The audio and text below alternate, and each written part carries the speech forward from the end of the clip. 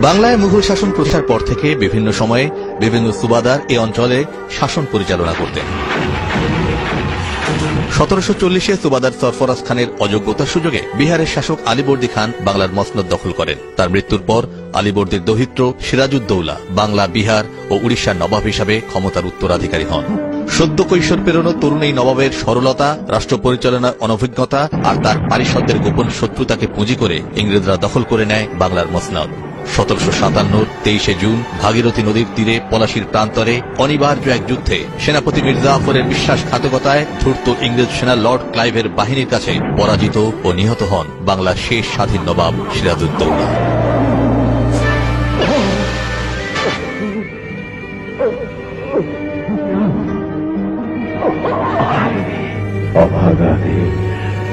আর এই ঘটনার মধ্য দিয়েই 200 বছরের জন্য পরাধীনতার আঁধারে ডুবে যায় বাংলা সহ গোটা ভারতবর্ষ।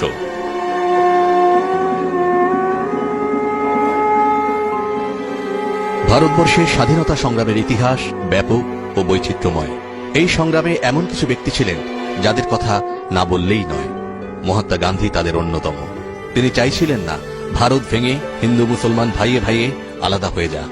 এজন্যই তিনি মুসলিম লীগের প্রধান নেতা কায়েদে আজম জিন্নাহর শরণাপন্ন হন।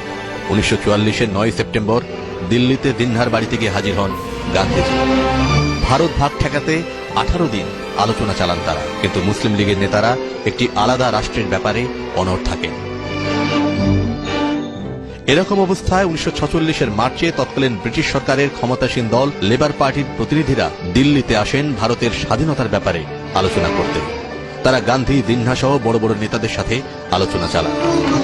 এরই ধারাবাহিকতায় সিমলায় ডাকা হয় ঐতিহাসিক স্বাধীনতা সম্মেলনের। মৌলানা আবুল কালাম আজাদ, জওহরলাল নেহেরু, আব্দুল গফফর খান, সর্দার বল্লভভাই প্যাটেলের মতো বাঘা বাঘা নেতারা সেখানে স্বাধীনতার রূপরেখা নিয়ে চুলচেরা বিশ্লেষণ করে একটি অন্তর্বর্তী সরকারের গঠনের সিদ্ধান্ত নেন। কিন্তু সেখানেও কংগ্রেস ও মুসলিম লীগ নেতারা এক হতে পারেননি। ফলে 12ই মে ওই বৈঠক ভেঙে যায়। 16ই আগস্ট মুসলিম লীগ নেতা কায়েদে আজম অন্তর্বর্তী সরকার গঠন প্রতিরোধে ডাইরেক্ট অ্যাকশন ডে ঘোষণা করেন। কংগ্রেস এই কর্মসূচি প্রতিহত করার ঘোষণা দিলে পরিস্থিতি সহিংস হয়ে ওঠে। হিন্দু মুসলমানের মধ্যে ভয়াবহ এক সাম্প্রদায়িক দাঙ্গা কলকাতায় শুরু হয়ে ছড়িয়ে পড়ে নোয়াখালী সহ বাংলার প্রত্যন্ত অঞ্চলে, ছড়িয়ে পড়ে ত্রিপুরা এবং পাঞ্জাবেও। দাঙ্গা থামাতে গান্ধীজি প্রথমে অনশন, তারপর দেশের বিভিন্ন প্রান্ত সফর করতে শুরু করেন। তিনি যান নোয়াখালীতে, সবাইকে বোঝাতে চেষ্টা করেন হিন্দু মুসলিম ভাই ভাই, এই দাঙ্গায় কারোরই কোনো লাভ হবে না। তার আপ্রাণ চেষ্টায় এবং মুসলিম লীগ নেতা হোসেন শহীদ সোহরাওয়ার্দীর সহযোগিতায় পরিস্থিতির উন্নতি হয়।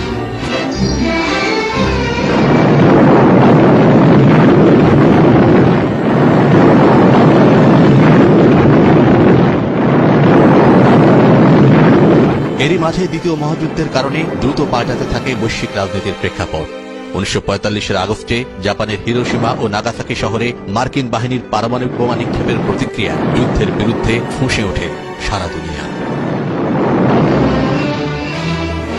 এরই মাঝে 22শে মার্চ 1947-এ ভারতের ভাইসরয় লর্ড মাউন্টব্যাটেন গান্ধীকে তার সরকারি বাসায় আমন্ত্রণ জানান।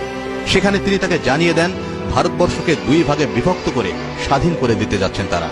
গান্ধীজি এর তীব্র বিরোধিতা করেন। কংগ্রেসও এর বিরুদ্ধে ছিল, কিন্তু আরো রক্তক্ষয় এড়াতে শেষ পর্যন্ত কংগ্রেস মুসলিম লীগের দাবি মেনে নিয়ে ভারত ভাগের ব্যাপারে একমত হন। শতাধিক বছর ধরে চলা সশস্ত্র ও অহিংস আন্দোলনের মুখে এবং দ্বিতীয় মহাযুদ্ধের আন্তর্জাতিক প্রেক্ষাপটে 1947-এর মধ্য আগস্টে দ্বিজাতি তত্ত্বের ভিত্তিতে জন্ম হয় পাকিস্তানে।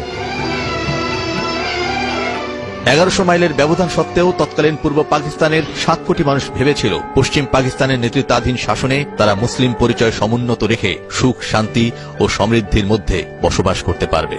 কিন্তু শিগগিরই বাঙালির সে স্বপ্নের গুড়ে বালি ঢেলে দেয় পাকিস্তানি শাসক চক্র। প্রথমেই তারা দখল করতে চাইল বাঙালির হাজার বছরের মায়ের মুখের ভাষা বাংলাকে।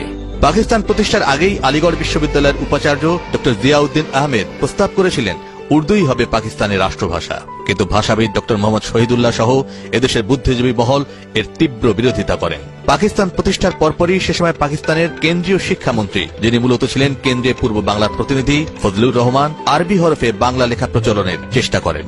1948-এর 23 ফেব্রুয়ারি পাকিস্তানের গণপরিষদের অধিবেশনে বাংলাকে অন্যতম রাষ্ট্রভাষা হিসেবে স্বীকৃতি দেওয়ার দাবি তোলেন শহীদ ধীরেন্দ্রনাথ দত্ত।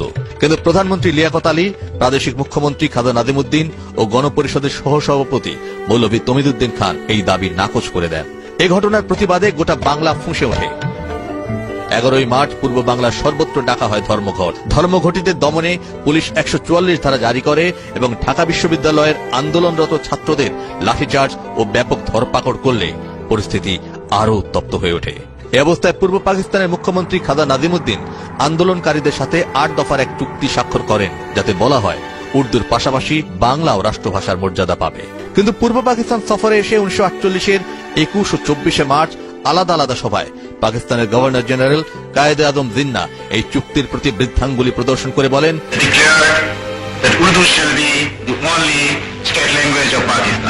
উর্দু, একমাত্র উর্দুই হবে পাকিস্তানের রাষ্ট্রভাষা। এতে আগুনের মতো দ্রুত ভাষা আন্দোলন ছড়িয়ে পড়ে সারা বাংলায়।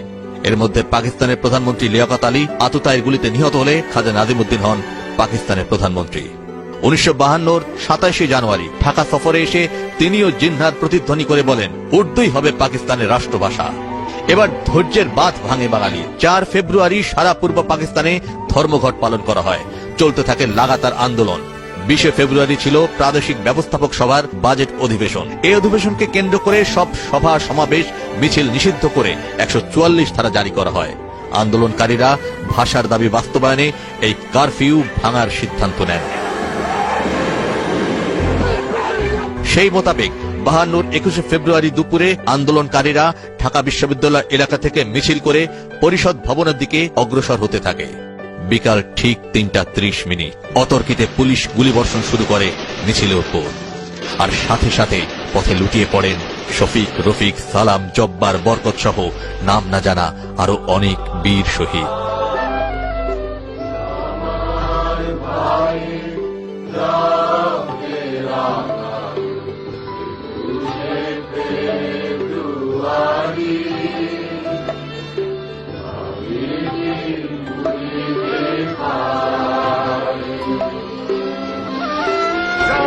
ফেব্রুয়ারি এই ঘটনা গণ আন্দোলনের রূপ নেয়। তখন প্রাদেশিক পরিষদ বাংলাকে অন্যতম রাষ্ট্রভাষার অধিকার দিতে চলতি অধিবেশনেই একটি বিল আনে। তবে এই বিল পাশ করতে বাঙালিকে অপেক্ষা করতে হয় 56 সালের 29 ফেব্রুয়ারি পর্যন্ত, যেদিন পাকিস্তানের প্রথম সংবিধান কার্যকর হয়। এরই মাঝে মজলুম জননেতা মৌলানা ভাসানী আসাম থেকে পূর্ব বাংলায় এসে মুসলিম লীগ বিরোধী রাজনীতি শুরু করেন। টকবগে তরুণ নেতা শেখ মুজিবুর রহমান সহ আরো অনেককে নিয়ে তিনি 1949-এর 23 জুন গড়ে তোলেন আওয়ামী মুসলিম লীগ। ক্রমশ অসাম্প্রদায়িক ও সার্বজনীন হওয়ার পথে গঠিত হয় যুক্তফ্রন্ট। ভাষা আন্দোলনের ঘটনা বাঙালির মনে যে জাতীয়তাবাদের বীজ রোপণ করে, তারই ধারাবাহিকতায় 54 প্রাদেশিক পরিষদ নির্বাচনে একে ফজলুল হক, হোসেন শহীদ সোহরাওয়ার্দী ও মৌলানা আব্দুল হামিদ খান ভাসানীর নেতৃত্বাধীন যুক্তফ্রন্ট ব্যাপক বিজয় লাভ করে। যুক্তফ্রন্টের বিজয়ের প্রবল স্রোতে বলা চলে মুসলিম লীগের রাজনীতি পূর্ব বাংলা থেকে ভেসে যায়। যুক্তফ্রন্টের 21 দফার প্রথম দফাই ছিল বাংলা হবে পূর্ব বাংলার রাষ্ট্রভাষা, আর দ্বিতীয় দফা ছিল জমিদারির বিলুপ্তি। কিন্তু ভারতের সাথে সুসম্পর্ক গড়ে তোলার চেষ্টার অভিযোগে মাত্র 45 দিনের মাথায় যুক্তফ্রন্ট সরকারকে বরখাস্ত করে পূর্ব বাংলায় গভর্নরের শাসন কায়েম করা হয়। এর পরের কয়েক বছর কেন্দ্রের পছন্দের দুর্বল সরকার দিয়ে পূর্ব বাংলা শাসন করার এক পর্যায়ে 1958 সেপ্টেম্বরে ফিল্ড মার্শাল আইয়ুব খান পাকিস্তানে সামরিক শাসন জারি করেন। তিনি সংবিধান পরিবর্তন, মৌলিক গণতন্ত্র চালু সহ নানা প্রক্রিয়ায় ক্ষমতা পাকাপোক্ত করার ষড়যন্ত্র অব্যাহত রাখেন। তার শাসনামলে পূর্ব পাকিস্তানে দমন পীড়ন চরম পর্যায়ে পৌঁছায়। বিশেষ করে 1965-র পাক ভারত যুদ্ধের সময় পূর্ব পাকিস্তানের প্রতি পশ্চিম পাকিস্তানি শাসকদের দৃষ্টিভঙ্গি নগ্নভাবে প্রকাশ হয়ে পড়ে। পাকিস্তানের রাজস্ব আদায়ের সিংহভাগ পূর্ব পাকিস্তান থেকে গেলেও ওই যুদ্ধের সময় এই অংশে কোনো প্রতিরক্ষারই ব্যবস্থা করেননি তারা। এর ফলে পূর্ব পাকিস্তানিদের মনে এ ধারণা জন্মায় যে পশ্চিমারা আর বাংলার কোনো প্রয়োজনীয়তা বোধ করছেন না। এরকম পরিস্থিতিতে 1966 23 মার্চ আওয়ামী লীগ নেতা শেখ মুজিবুর রহমান আমাদের বাঁচার দাবি শিরোনামে 6 দফা দাবি উত্থাপন করেন। এতে প্রতিরক্ষা, পররাষ্ট্র, রাজস্ব ও মুদ্রা ব্যবস্থায় পাকিস্তানের দুই অংশের মধ্যে সাম্য তৈরির মাধ্যমে একটি কার্যকর ফেডারেল স্টেট গড়ে তোলার প্রস্তাব করা হয়। পাশাপাশি পূর্ব বাংলার জন্য একটি স্বতন্ত্র আধা সামরিক বাহিনী গঠনেরও কথা বলা হয়। এর পরপরই পাকিস্তান রাষ্ট্রের অত্যাচারের খড়গ নেমে আসে শেখ মুজিব সহ 6 দফা প্রস্তাবকারীদের উপর। রাষ্ট্রদ্রোহিতার অভিযোগে তাদের সবাইকে আগরতলা ষড়যন্ত্র মামলায় জেলে ঢোকানো হয়। পূর্ব বাংলার রাজনৈতিক বিচ্ছিন্নতার আগুনে যেন ঘি ঢেলে দেওয়া হলো। বিশেষ করে ওই মামলায় সার্জেন্ট জহুরুল হককে ক্যান্টনমেন্টে আটক অবস্থায় গুলি করে হত্যা, সার্জেন্ট ফজলুল হককে আহত করা, রাজশাহী বিশ্ববিদ্যালয়ের প্রক্টর ডক্টর শামসুজ্জোহাকে সেনাবাহিনী হত্যা করায় পরিস্থিতি খুব খারাপ হয়ে যায়। শেখ মুজিবকে মুক্ত করতে তখনকার প্রখ্যাত কৌশলী টমাস উইলিয়ামসকে লন্ডন থেকে আনা হয়। তার প্রধান সহযোগী ছিলেন তখনকার তরুণ ব্যারিস্টার আমিরুল ইসলাম ও ব্যারিস্টার মওদুদ আহমদ। এই ঘটনায় আইয়ুব বিরোধী আন্দোলন তীব্র হয়ে ওঠে। পরিস্থিতি সামাল দিতে ৬৮-র ২২শে ফেব্রুয়ারি আইয়ুব খান আকস্মিকভাবে আগরতলা ষড়যন্ত্র মামলা প্রত্যাহার করে সকল আসামিকে মুক্তি দেন এবং নিজে আর পরবর্তীতে প্রেসিডেন্ট পদে প্রার্থী হবেন না বলে ঘোষণা দেন। আগরতলা ষড়যন্ত্র মামলা থেকে মুক্তি পাওয়ার পর এক জনসভায় শেখ মুজিবুর রহমানকে বঙ্গবন্ধু উপাধিতে ভূষিত করা হয়। কিন্তু ততক্ষণে আইয়ুব বিরোধী জনরোষ অনেক দূর ছড়িয়ে পড়েছে। সর্বদলীয় ছাত্র সংগ্রাম পরিষদ ১১ দফা দিয়ে সর্বাত্মক আইয়ুব বিরোধী আন্দোলন শুরু করে, যার মূল কথা ছিল পূর্ব বাংলার সম্পূর্ণ স্বায়ত্তশাসন। এরই অংশ হিসাবে ৬৯-এর ২০শে জানুয়ারি গণ অভ্যুত্থান চলাকালে ছাত্রনেতা আসাদ সহ অনেকে পুলিশের গুলিতে শহীদ হন। এর পরপরই পশ্চিমা শাসকদের নানা সঠতামূলক আলোচনায় ভগ্ন মনোরথ আওয়ামী লীগ নেতা বঙ্গবন্ধু শেখ মুজিব ২১ দফা উত্থাপন করলে তা পরিণত হয় বাঙালির মুক্তির সনদে। এরকম উত্তাল পরিস্থিতিতে ৬৯-এর ২৫শে মার্চ এক বেতার ভাষণের মধ্য দিয়ে স্বঘোষিত লৌহ মানব আইয়ুব খান বিদায় নেন, আর মঞ্চে আসেন আরেক সামরিক শাসক আগা মোহাম্মদ ইয়াহিয়া খান। তিনি এসেই শুরু করেন আরেক দফা দমন পীড়ন, ভয়াবহ নিপীড়ন, নির্যাতন, আইন শৃঙ্খলার অচিন্তনীয় খারাপ অবস্থা, দ্রব্যমূল্যের ঊর্ধ্বগতি, কৃষি শিল্প বাণিজ্যের চরম অচলাবস্থার পাশাপাশি মুক্তির আকাঙ্ক্ষায় দুর্বার গণ আন্দোলনের মধ্য দিয়ে কেটে যায় ৭০-এর দিনগুলো। ৭০-এর ১১ই নভেম্বর ভয়াবহ সাইক্লোনে লাখ লাখ মানুষের মৃত্যুর পরও পশ্চিমা শাসকরা কিছু না করায় বাঙালিরা সিদ্ধান্ত প্রায় চূড়ান্ত করে আর নয় ছদ্মবেশী শত্রুর সাথে বসবাস। তারই রায় দেখা গেল ৭০-এর ৭ই ডিসেম্বরের পাকিস্তানের জাতীয় পরিষদের নির্বাচনে। পূর্ব বাংলার ১৬৯টি আসনের মধ্যে ১৬৭টি পায় আওয়ামী লীগ এবং এর মধ্য দিয়ে ৩০০ আসনের জাতীয় পরিষদে নিরঙ্কুশ সংখ্যাগরিষ্ঠতা লাভ করে তারা। ইয়াহিয়া খানও অভিনন্দন জানান আওয়ামী লীগের নেতা শেখ মুজিবকে।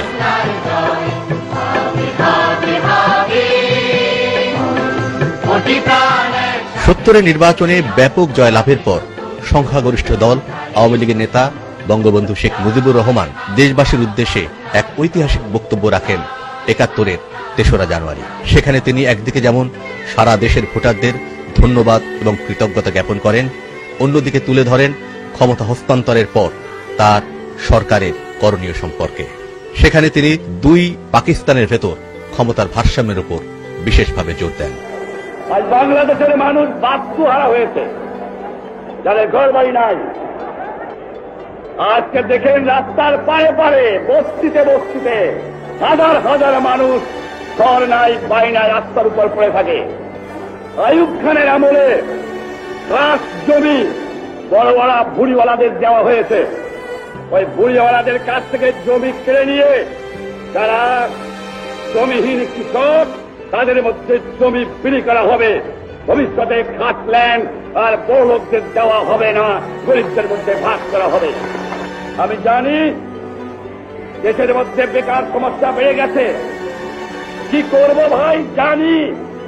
আপনারা আস্থা দিয়েছেন, আপনারা ভোট দিয়েছেন, ৯৮টা সিট আমাকে দিয়েছেন, আমি জানি। টাকা কোথায়, পয়সা কোথায়? একদম শেষ করে দিয়েছে।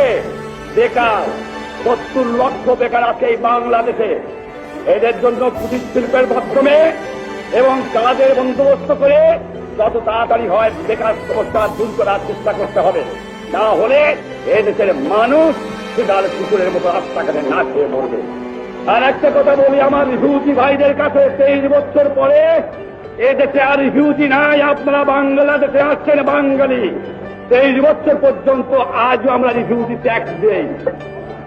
৭ লক্ষ রিফিউজি আসাম, পশ্চিমবঙ্গ, বিহার, কুচবিহার, কলকাতা থেকে এসছে। তাদের জন্য একটা পয়সা আজ পর্যন্ত খরচ করা হয় না। আর যারা রিফিউজি এসছেন বাংলার মাটির সঙ্গে মিলে যান, বাংলার মাটির সঙ্গে এক হয়ে যান। আপনারা আমাদের ভাই, এই মাতৃভূমিকে গ্রহণ করে নেন। বাঙালি যে অধিকার পাবে, আপনার সে অধিকার পাবে। হিন্দু ভাই, খ্রিস্টান ভাই, বৌদ্ধ ভাইদের বলি, তোমাদের উপর এতদিন যে অত্যাচার মাঝে মাঝে হয়েছে, সে আমি জানি। ভবিষ্যতে সে অত্যাচার হবে না। মুসলমানের যে অধিকার, এই দেশের হিন্দু, খ্রিস্টান, বৌদ্ধ, সেই অধিকার এই বাংলার মাটিতে হবে। সরকারি কর্মচারী ভাইদের বলি, জনগণের খাদেম হতে হবে, বড় কর্তা হলে চলবে না। আর গরিবকে না খেয়ে মরতে দেব না, এটা আমরা প্রতিজ্ঞাবদ্ধ। যে সমস্ত মামলা মকদ্দমা এখন পর্যন্ত রাজনৈতিক কর্মীদের বিরুদ্ধে, ছাত্রদের বিরুদ্ধে, শ্রমিকদের বিরুদ্ধে আছে এবং যারা বিনা বিচারে বন্দী আছে, সরকারকে অনুরোধ করব তাদের এই মুহূর্তে মুক্তি দেওয়ার জন্য। আর না হলে কতদিনে রাখবেন, আমরাই তো মুক্তি দেব ইনশাআল্লাহ, সময় বেশি দিলাম না। জয় বাংলা, জয় বাংলা। কিন্তু 88 আসন পাওয়া পাকিস্তান পিপলস পার্টির জুলফিকার আলী ভুট্টোর ষড়যন্ত্রে ক্ষমতা হস্তান্তরের প্রক্রিয়া বিলম্বিত করতে শুরু করেন তিনি।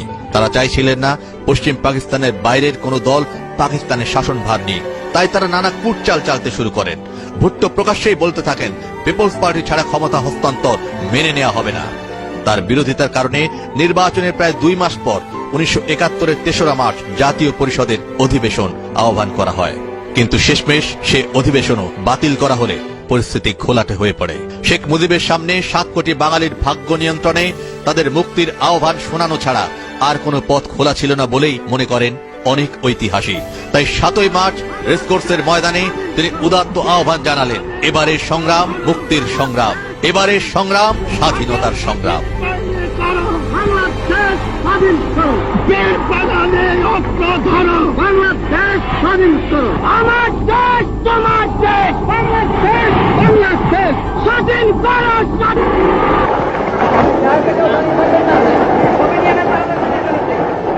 ভাইরা আমার, আজ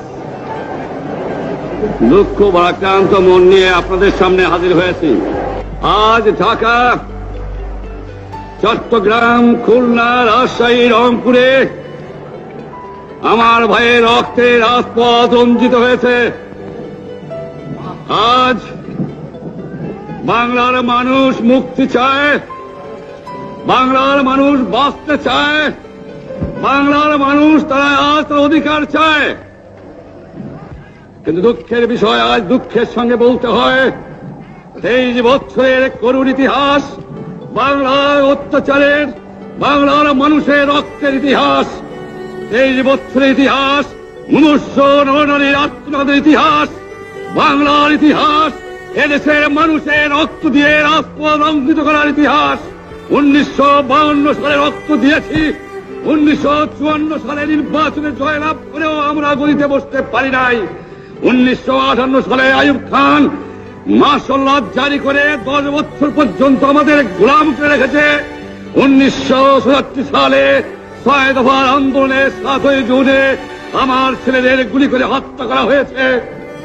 1969 সালে আন্দোলনে আইয়ুব খানের পতন হওয়ার পরে যখন ইয়াহিয়া খান সাহেব সরকার নিলেন, তিনি বললেন দেশে শাসনতন্ত্র দেবেন, গণতন্ত্র দেবেন, আমরা মেনে নিলাম।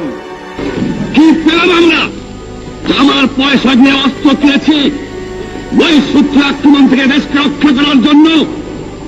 আজ সেই অস্ত্র ব্যবহার হচ্ছে আমার দেশের গরিব দুঃখী অস্ত্র মানুষের বিরুদ্ধে, তার বুকের উপরে হচ্ছে গুলি। ভাইরা আমার, 25 তারিখে অ্যাসেম্বলি কল করেছে, রক্তের দাগ শুকায় নাই। আমি 10 তারিখে বলে দিয়েছি যে ওই শহীদের রক্তের উপর দিয়ে পাড়া দিয়ে আরটিসিতে মুজিবুর রহমান যোগদান করতে পারে না। অ্যাসেম্বলি কল করেছেন, আমার দাবি মানতে হবে। প্রথম, সামরিক আইন মার্শাল ল উদ্ধার করতে হবে। সমস্ত সামরিক বাহিনীর লোকদের ব্যারাকে ফেরত দিতে হবে। যেভাবে হত্যা করা হয়েছে তার তদন্ত করতে হবে। আর জনগণের প্রতিনিধির কাছে ক্ষমতা হস্তান্তর করতে হবে। তারপরে বিবেচনা দেখব আমরা অ্যাসেম্বলিতে বসতে পারবো কি পারবো না। আমি তোমার বন্ধুত্ব চাই না, আমরা এসে মানুষের অধিকার চাই। আর যদি একটা গুলি চলে, আর যদি আমার লোকের উপর হত্যা করা হয়, তোমাদের উপর কাছে আমার অনুরোধ রইল, প্রত্যেক ঘরে ঘরে দুর্গ করে তোলো। তোমাদের যা কিছু আছে তাই নিয়ে শত্রুর মোকাবেলা করতে হবে এবং জীবনের তরে রাস্তাঘাট যা যা আছে সব কিছু আমি যদি হুকুম মোকাবেলা না পারি তোমরা বন্ধ করে দেবে। আমরা যখন মরতে শিখেছি তখন কেউ আমাদের দমাতে পারবে না।